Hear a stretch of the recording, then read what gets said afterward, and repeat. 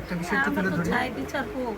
আমার বাইরে নির্মমভাবে হত্যাটা যে করলো, বাড়ির ভিতরে ঢুকে এগুলি করছে। যখন আমার বাইরে গুলি করছে তখন আমার আম্মার সামনে ছটফটায় সে মারা গেছে। ঠিক আছে, তো বিচার চান? জি হ্যাঁ, আমি চাই ওর বিচার হোক।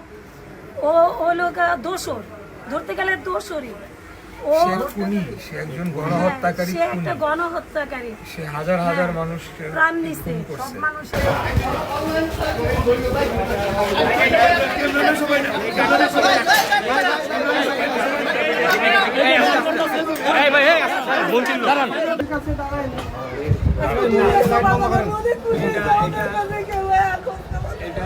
এটা আমাদের মাননীয় প্রধানমন্ত্রী এই বিষয় নিয়ে অত্যন্ত সিরিয়াস, উনি আমাকে পাঠাইছেন।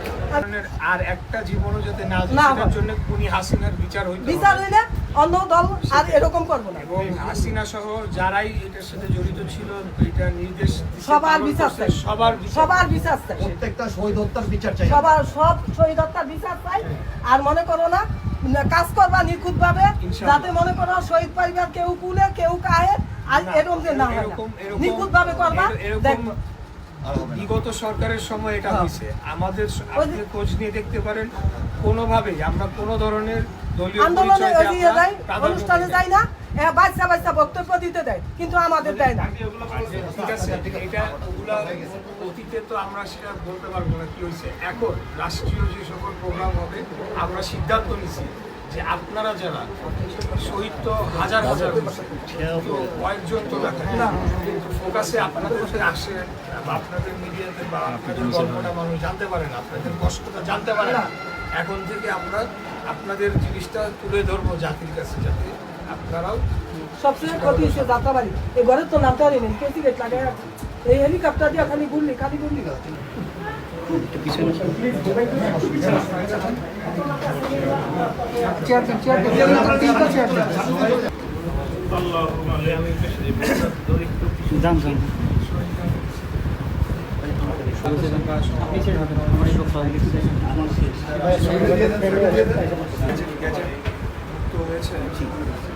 আপনাদের যে রাষ্ট্রীয়ভাবে যে অনুদান এটা কি আপনারা পাইছেন?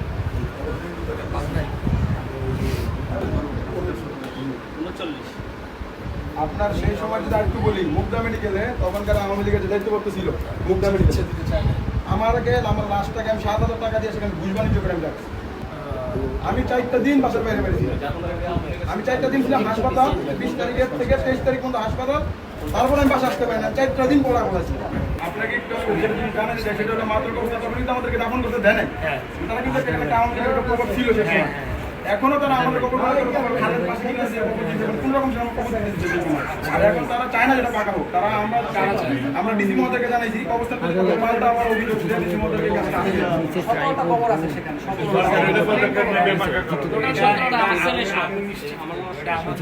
যারা এই এলাকার মধ্যে বিভিন্ন সাইড থেকে গুলি করে তাদেরকে চিহ্নিত করে এই এলাকার মধ্যে যারা আমেরিকার জোরখানে আমার সন্তান সহ নিরহ সন্তানদেরকে গুলি করছে তাদেরকে বিচার কারা এই মদত দিচ্ছে। আমার ছেলের বউ যদি এখানে ফাঁসি দেয়, দিনের 11টা বাজে ফাঁসি দিছে, কাদের মদতে দিনের 4টা বাজে লাশ নামাইছে। আমার ইগিলির বিচার আমি চাই। অবশ্যই নির্দেশদাতা থেকে শুরু করে যারা বাস্তবায়ন করছে প্রত্যেকের বিচার আপনাদের চাইতে হবে জোরালোভাবে। আমরা আপনার পাশে আছি, আমরা এটা অবশ্যই বিচার নিশ্চিত না করে আমরা ঘরে ফিরে যাবো ইনশাআল্লাহ। আমাদের মন্ত্রী আপনাকে আমি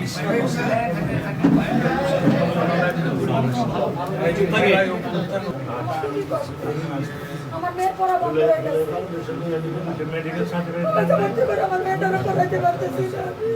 কি পরিবারের এটা নির্দিষ্ট আইনে বলা আছে কিভাবে অবশ্যই। আর আপনার কয়জন ছেলে মেয়ে? ছোট সামনে